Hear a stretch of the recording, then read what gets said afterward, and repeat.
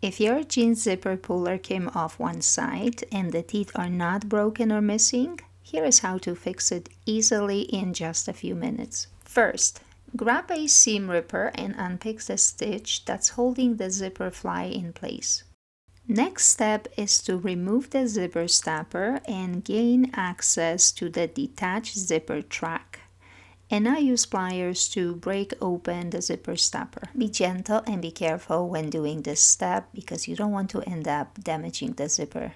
Then move the zipper slider to the bottom of the fly and insert the detached track back into the slider until both sides are attached. Now pull the zipper slider all the way to the top to see if it works properly and to get it out of the way.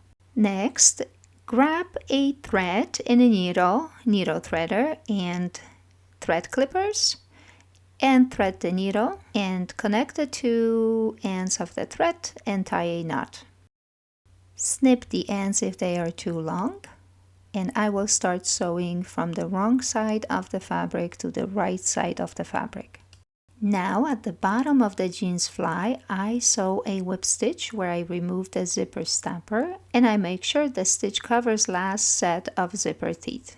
Okay, that looks great. I will just tighten that stitch a little bit more, and now I'm gonna bring that needle back to the wrong side of the fabric to tie a knot. So a couple times I'm gonna make a loop, bring the needle through the loop. I will repeat that a couple times, and then I'm gonna trim the thread off. Now the following step is to reattach the flies to keep it in place.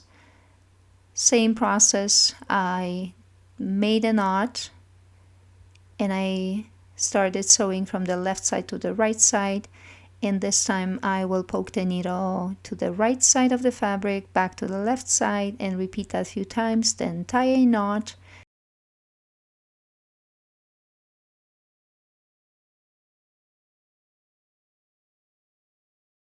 And trim off the thread, and that's it, I'm done.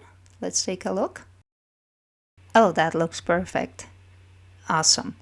If you like this video, please make sure to like it, subscribe, share it, and come back to my channel for more content, and I'll see you next time. Bye now.